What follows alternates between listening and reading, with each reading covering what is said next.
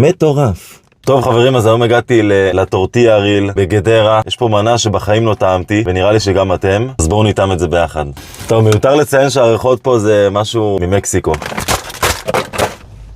טוב חברים, יש לנו פה כמה מנות, אבל אנחנו נתחיל בראש ובראשונה במנה שאני טועם בפעם הראשונה בחיים. קוראים למנה בוריטו. זה שוקל בערך קילו נראה לי, לפי איך שאני מחזיק אותו זה כן קילו ומשהו. יש בזה בשר, אורז, כל מיני רטבים שאני לא מכיר. אתם כבר תשאלו שהם יגידו לכם מה יש בפנים, אבל תקשיבו, המנה הזאת מטורפת, יותר גדולה מהראש שלי.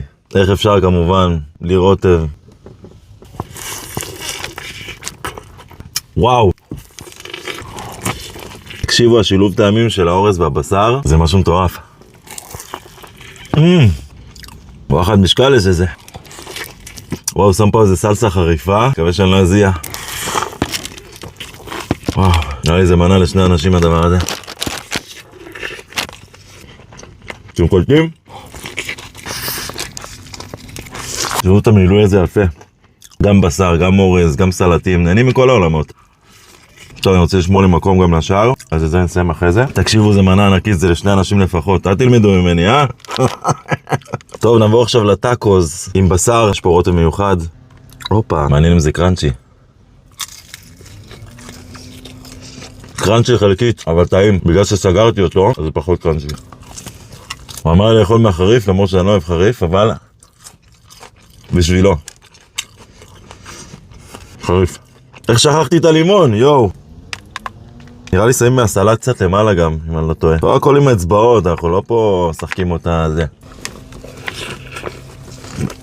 השילוב של הכל ביחד, מטורף. יואו. טוב, לפני הטורטיה, אנחנו נעשה מבחן קראנץ' קטן.